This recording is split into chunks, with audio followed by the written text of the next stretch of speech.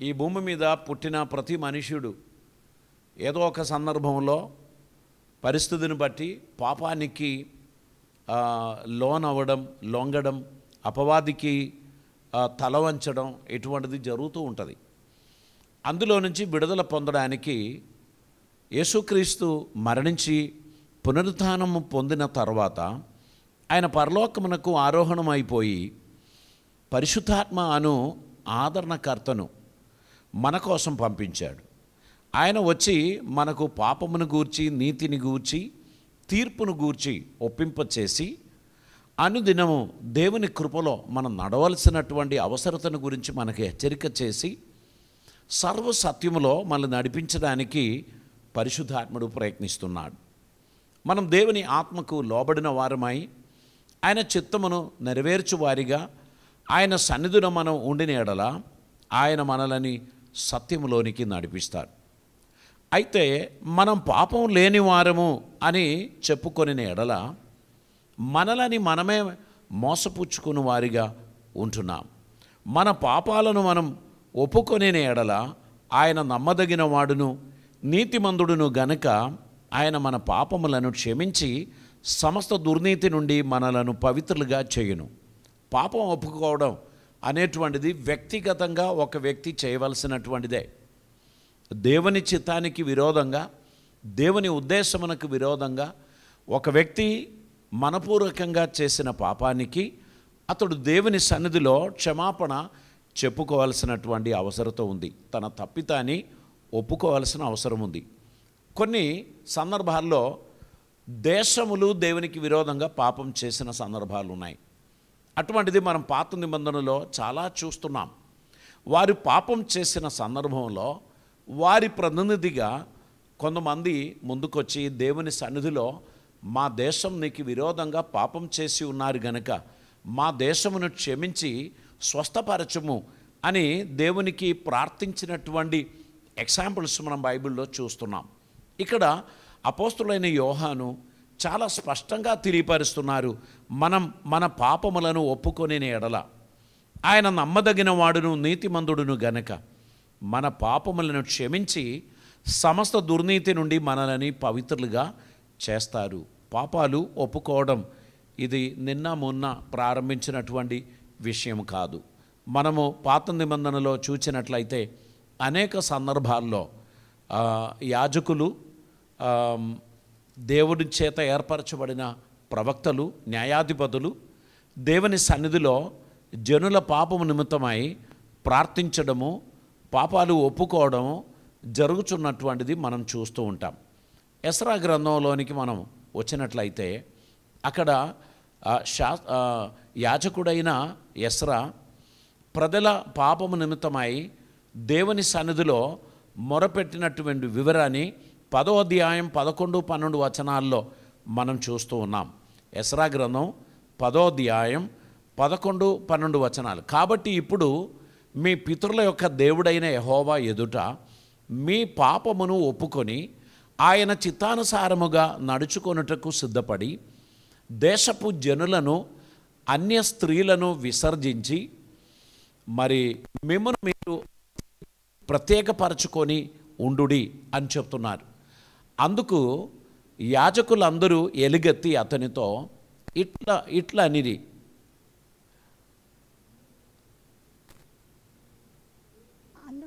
నీవు చెప్పినట్లుగానే మేము చేయవలసి ఉన్నది అని చెప్పి వారి పాపాలు ఒప్పుకున్నారు.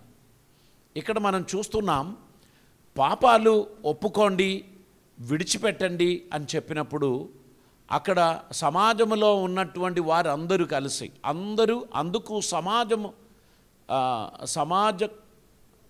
అందుకు సమాజకులందరూ ఎలుగెత్తి అతనితో ఇట్లా అనిరి, నీవు చెప్పినట్లుగానే మేము చేయవలసి ఉన్నది అని చెప్పారు. వారందరూ కూడా పాపాలు ఒప్పుకోవడానికి సిద్ధపడ్డారు. దేవుడు వారిని కరుణించి క్షమించినటువంటి చరిత్ర దాని కింది వచనాల్లో మనం చూస్తూ ఉన్నాం. అదేవిధంగా యోబు గ్రంథంలో కూడా 33వ అధ్యాయం 27వ వచనం మనం చదివినట్లయితే అక్కడ కూడా మనం సరి సమానమైన ఒక సిట్యువేషన్ మనం చూస్తున్నాం.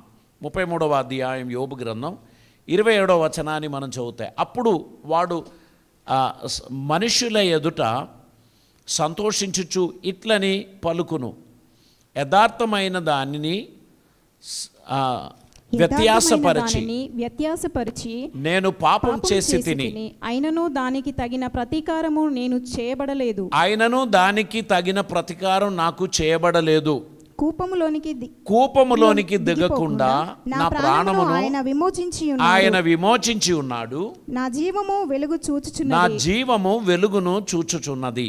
ఇక్కడ దేవుని సన్నిధిలో ఈ వ్యక్తి యోబుతో మాట్లాడుచున్నటువంటి సమయంలో అక్కడ తెలియపరుస్తున్నాడు. అప్పుడు వాడు మనుషుల ఎదుట సంతోషించుచు ఇట్లని పలుకును, యథార్థమైన దానిని వ్యత్యాసపరిచి నేను పాపం చేసి తిని.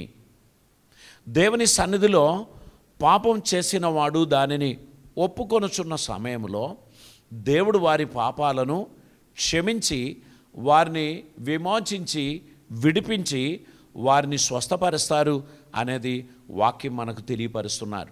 అయితే నేను పాపం చేయలేదు, నేనే దోషం చేయలేదు అని ఒకరు అనుకున్నట్లయితే ఆయన తన్ను తాను మోసం చేస్తున్నాడు. ప్రతివాడు పాపం చేసి దేవుడు అనుగ్రహించు మహిమను పొందలేకపోతున్నారు అని బైబిల్ చాలా స్పష్టంగా తెలియపరుస్తున్నప్పుడు నేనేం తప్పు చేయలేదు, నేనేం పాపం చేయలేదు అని చెప్పువాడు అబద్ధికుడు. అది మాత్రమే కాదు, దేవుణ్ణి అబద్ధికుడిగా చేస్తున్నాడు అని ఆ మాటల్లో మనం చూస్తూ ఉన్నాం. సామెతల గ్రంథం 28వ అధ్యాయం దాని 13వ వచనాన్ని మనం చదువుతున్నప్పుడు అక్కడ మనం ఇలా చూస్తున్నాం. 28వ అధ్యాయం 13వ వచనం, అతిక్రమములను దాచిపెట్టువాడు వర్ధిల్లడు, వాటిని ఒప్పుకొని విడిచిపెట్టువాడు కనికరము పొందును. అతిక్రమమును దాచిపెట్టువాడు వర్ధిల్లడు, వాటిని ఒప్పుకొని విడిచిపెట్టువాడు కనికరం పొందును. ఇప్పుడు ఎవరి దగ్గర ఒప్పుకోవాలి?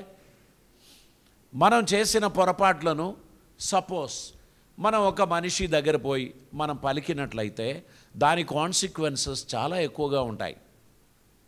ఎందుకంటే కొంతమంది మనల్ని బ్లాక్మెయిల్ చేయడానికి దాన్ని వాడుకుంటారు, కొంతమంది వారి దురుపాయములు సాధించడానికి వారు మనల్ని లోపరచుకుంటారు. కనుక మనుషుల దగ్గర పాపం ఒప్పుకోవడం అది దేవుడు ఆశించేటువంటిది కాదు. ఒప్పుకోవాలి. ఎవరికి? నాకు నా సహోదరునికి మధ్యలో ఒక ఘర్షణ జరిగింది, నేను ఆయనను మనస్తాపపరిచాను, దుఃఖపరిచాను, నేను అతనికి విరోధంగా నేను మాట్లాడాను, అతని మనసును గాయపరిచాను అంటే నేను అతని దగ్గరికి వెళ్ళి అతనితో నా తప్పిదమును ఒప్పుకొని క్షమాపణ కోరాలని బైబిల్ చెప్తున్నారు. అందుకే ఆరాధన అర్పించడానికి మీరు బలిపీఠం దగ్గరికి వచ్చినప్పుడు మీ సహోదరునికి మీ మీద ఏదైనా మనసు కష్టం ఉన్నది అని మీకు జ్ఞాపకం వస్తాయి, ఆ బలి వస్తువును బలిపీఠం దగ్గర పెట్టేసి మీరు వెళ్ళి మొదట మీ సహోదరునితో సమాధానపడండి అన్నారు. అది దేవుడు అంటున్నారు. అప్పుడు ఒకరితోనొకరు ఖచ్చితంగా పాపాలు ఒప్పుకోవాల్సిన అవసరం ఉంది. నా వ్యక్తిగత పాపాన్ని సంబంధం లేని వ్యక్తికి నేను తెలియపరిచి నా కోసం ప్రార్థన చేయండి అని చెప్పడం ద్వారా మనకు లాభాల కన్నా ఎక్కువ నష్టాలే జరుగుతాయి. మనం చేయవలసింది ఒక్కటే, ఆ సర్వశక్తి సంపన్నుని పాద సన్నిధిలో మోకరించి మన హృదయాన్ని విప్పి మన అపరాధములను ఒప్పుకొని విడిచిపెట్టాలి. తండ్రి, నేను నీకు విరోధంగా పాపం చేసి ఉన్నాను, నేను నీ కుమారునిగా పిలువబడ్డానికి యోగ్యుడని కాను, నన్ను కరుణించు, నన్ను క్షమించు, ఒక్కసారి నన్ను మన్నించు అని ఆ పరమ తండ్రికి ఎవరైతే మొరపడతారో ఖచ్చితంగా దేవుడు అందరి పాపాలను క్షమిస్తారు. కనుక ఈ మాట చాలా జాగ్రత్తగా గుర్తుపెట్టుకోండి. బైబిల్ చెప్పేది మీరు ఒకరితోనొకరు పాపాలు ఒప్పుకొని ఒకరికొరకు ఒకరు ప్రార్థించండి అని చెప్పారు. సో ఎవరి దగ్గరైనా మీరు వెళ్ళి పాపాలు ఒప్పుకుంటే వారు కూడా తమ పాపాలు మీకు చెప్పాలి. అటువంటిది లేదు, వన్ వే ప్రోగ్రామ్ చేయడానికి పోకండి. మీరు వెళితే మీకోసం ప్రార్థన చేయడానికి సిద్ధపడిన వ్యక్తి తన పాపాలు మీతో కూడా పంచుకోవాలి. నేను కూడా అపరాధినండి, నేను కూడా పాపం చేశానండి, నా కోసం కూడా ప్రార్థన చేయండి అని చెప్పుచున్న ఒక పద్ధతి ఉన్నట్టయితేనే మీరు మీ పాపాలు మనుషుల దగ్గర ఒప్పుకోండి. అదర్వైజ్ దేవుని దగ్గర ఒప్పుకోండి. ఆయన మనకు మధ్యవర్తి అయి ఉన్నాడు అని బైబిల్ చెప్తున్నారు. దేవుడు ఒక్కడే, దేవునికి మానవునికి మధ్యవర్తి ఒక్కడే, ఆయన మన ప్రభు అయిన యేసుక్రీస్తు. మన కోసం రక్తం చిందించి మన పాపమునకు ప్రాయశ్చిత్తం చేయడానికి తన్ను తానుగా రిక్తినిగా చేసిన యేసయ్యే మన మధ్యవర్తి. ఆయన సన్నిధిలో మన పాపాలు ఒప్పుకోవడం, మన దోషాలు మనం ఒప్పుకోవడం, మనల్ని మనం సమర్పించుకోవడం చాలా ఉత్తమం.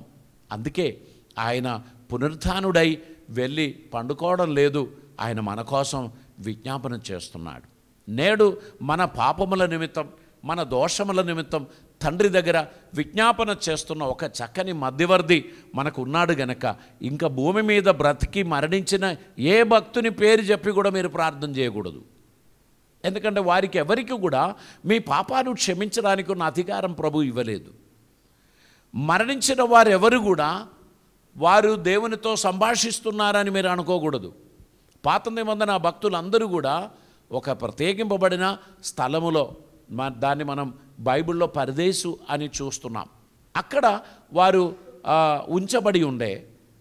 లాజరు ధనవంతుని కథ మనకు ప్రభు వివరిస్తున్నప్పుడు అబ్రహాము రొమ్మున ఆనుకొని ఉన్న లాజరును చూచి ఆ నరకయాతన అనుభవిస్తున్న ధనవంతుడు, అబ్రహామా తండ్రి, నీ ఒడిలో ఉన్న లాజరు యొక్క ఆ చిన్న వేలు కొంచెం నీళ్ళలో తడిపి నా నాలుకను కాస్త తడుపుతారా అని అన్నప్పుడు, లేదు లేదు, ఇక్కడి నుంచి ఎవరు అక్కడికి రావడానికి వీల్లేదు, అక్కడి నుంచి ఒకరు ఇక్కడికి రావడానికి వీల్లేదు, నీ బాధలు నువ్వు అనుభవించవలసినదే అని చెప్పినప్పుడు, అలాగైతే నాకు 5 సహోదరులు ఉన్నారు, దుర్మార్గులుగా లోకంలో తిరుగుతున్నారు, వారికి తెలియదు అన్నయ్యకి కలిగిన కష్టం ఏంటో, బాధలేంటో వారికి తెలియదు కనుక దయచేసి లాజరును కొంచెం భూమి మీదకి పంపియండి, మీ వాకిల ఎదుట పడి ఉన్న ఆ లాజరు అనే ఆ పేదవాడు నేనేనండి.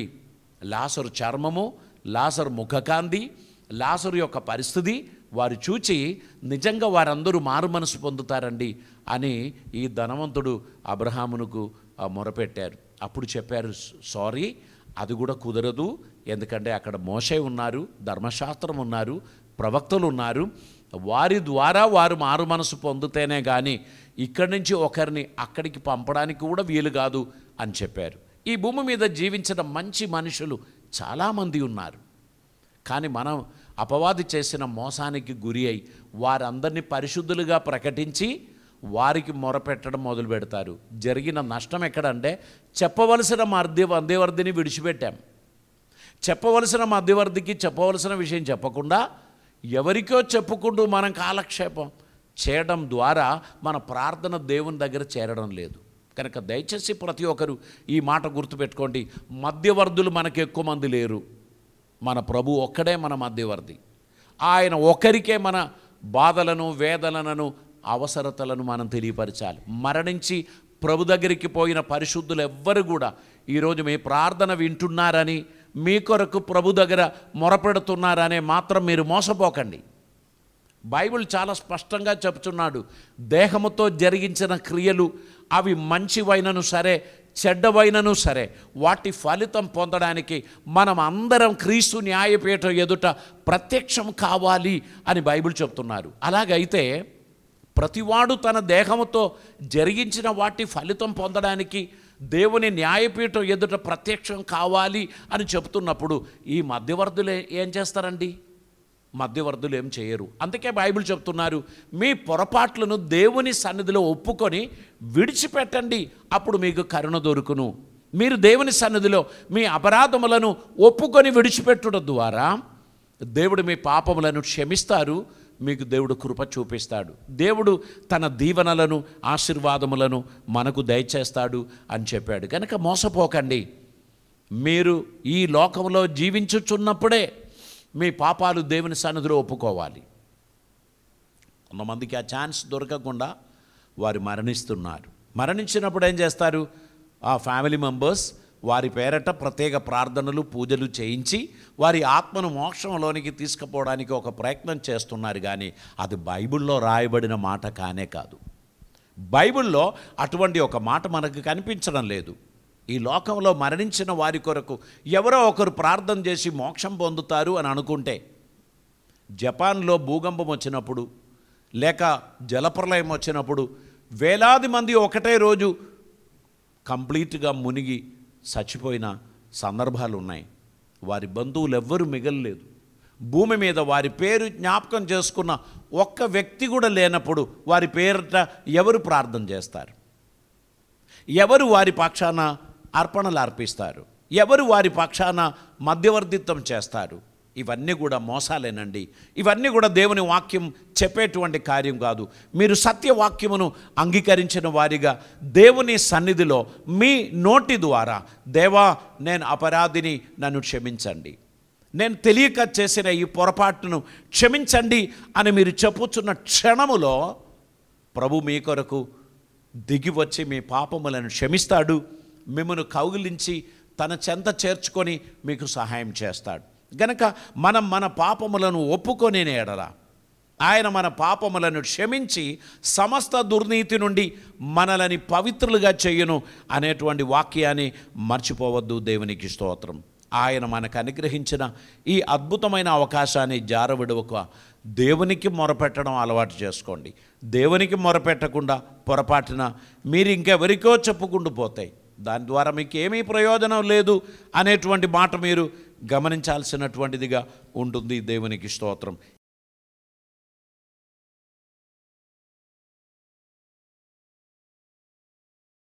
పరిశుద్ధుడైన మా ప్రియ పరలోకపు తండ్రి, నీ కృపయు సమాధానము మా జీవితంలో దయచేసి మమ్మల్ని కరుణించుమని, కృప చూపమని, ఆదరించుమని ప్రార్థన చేస్తున్నాం. నీకు అసాధ్యమైనది ఏమీ లేదని మేము నమ్ముచున్నాం. ప్రభువా, మా జీవితం నీకు అంకితం చేస్తున్నాం. మాలో ఉన్న దోషములు, మాలో ఉన్న పాపములను క్షమించుమని, నీకు విరోధంగా మేము తలంచిన తలంపులు, మేము పలికిన మాటలు, మేము చేసిన క్రియలు మమ్మల్ని కరుణించి క్షమించుమని ప్రార్థిస్తున్నాం. మా సహోదరునికి కీడు కలుగ చేయాలని, దోషం కలగాలని మా మనసులో మేము తలంచి ఉన్న ఎడల అది పాపముగా పరిణమిస్తుంది అని గుర్తించి అందులో నుంచి మేము విమోచింపబడడానికి దయచూపమని ప్రార్థిస్తున్నాం. తండ్రి, మా తోటి సహోదరులను గౌరవించడానికి, ప్రేమించడానికి ఉన్న మనస్సు మాకు దయచేయండి. మా జీవితంలో ఉన్న ప్రతి అపరాధములను క్షమించమని ప్రార్థిస్తున్నాం. మా కుటుంబంలో కానీ, మా సంఘములో కానీ, మా సమాజంలో కానీ ఎవరికి హాని చేయని వారిగా మేము ఉండడానికి సహాయం చేయండి. తప్పులు ఎత్తి చూపించే వారిని మనుషులు ద్వేషిస్తూ ఉంటారు. ఈరోజు ఎవరు కూడా తన తప్పును ఒప్పుకోవడం వారికి ఇష్టం లేదు. ఎవరైనా అది చూపిస్తే అది భరించే మనస్సు కూడా లేదు. ప్రభువా, మాకు ఆ మనస్సు దయచేయమని ప్రార్థిస్తున్నాం. మా తప్పిదాలు ఒప్పుకొని మా జీవితాన్ని సరిచేసుకుంటూ మీ సన్నిధిలో నడిచే ధన్యత మాకు దయచేయమని ప్రార్థిస్తున్నాం. మీ కృపలతో మమ్మల్ని నింపమని, దూర ప్రాంతంలో ఉండి ఈ వాక్య సందేశం వీక్షించిన వారిని దీవించమని, నీ కృప ద్వారా అద్భుతములు జరిగించి ప్రతి వారికి క్షేమాన్ని కలుగచేయమని, మీ దీవెన ఆశీర్వాదములు సమృద్ధిగా ప్రతి ఒక్కరికి దయచేయమని, మీ సన్నిధానంలో నమ్మకమైన బిడ్డలుగా నిన్ను సేవించే ధన్యత మాకు దయచేయమని, కృపలతో మమ్మల్ని నింపమని, ఆదరణ మాకు అనుగ్రహించమని, మా తప్పిదాలను ఒప్పుకొని విడిచిపెట్టే మనస్సు మాకు దయచేయమని, యేసయ్యా నీ కృప ద్వారా మాలో ప్రతి ఒక్కరిని ఆశీర్వదించి నీవే మహిమ పొందమని యేసయ్య పవిత్ర నామమున అడిగి ప్రార్థిస్తూ ఉంటున్నాం పరమ తండ్రి. ఆమెన్.